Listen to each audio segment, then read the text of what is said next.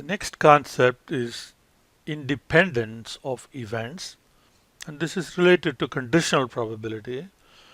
Two events are said to be independent if the knowledge that one event has occurred or not occurred does not affect the probability of the given event.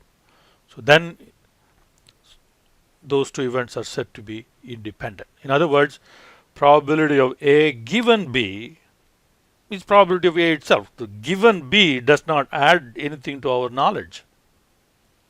So probability of A and probability of A given B, they both are the same, so which means A does not get changed, altered because B has occurred. So that means those two are independent.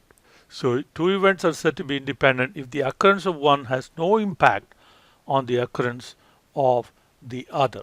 Okay. Otherwise, the two events are independent. So here is probability of A given B is probability of A itself. Okay. The consequence, the corollary of that is probability of A and B. Okay, remember the probability of A and B. Okay, the intersection is given by this, right? Probability of A given B times probability of B. If probability of A given B is probability of A itself, then the intersection probability is the product of these two, what are called marginal probabilities, probability of A and B. So this is another way of testing whether two events are independent. You multiply the individual probabilities, probability of A times probability of B, and see whether that is equal to the probability of the intersection. If it is so, then those two are independent. Okay, here let's look at an example. So once again, we go back to our familiar example. Event A, draw a 7. Okay. Event B, draw a heart. Okay. Now probability of A,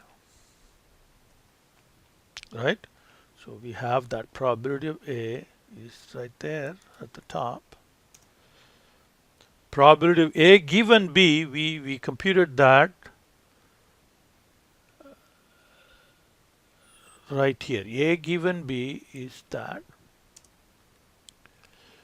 Now are they the same? I forgot to format this.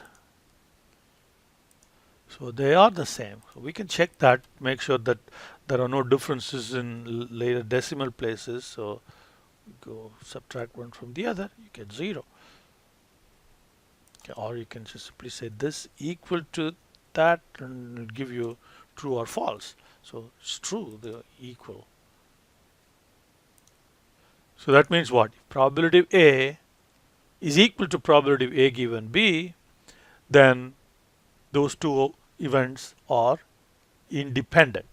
Okay, we can also do this by looking at probability of A and B. So we have that probability computed. So intersection probability is right here. Now if you multiply probability of A, which is that, times probability of B, right? So now you see the intersection probability is the same as the product of the two probabilities. So what does that mean? The two events are independent. Okay, now a question. Suppose if two events are mutually exclusive. Okay, so that means there is no intersection, right? If two events are mutually exclusive, are they independent? Can they be independent? Okay, the answer in the next video.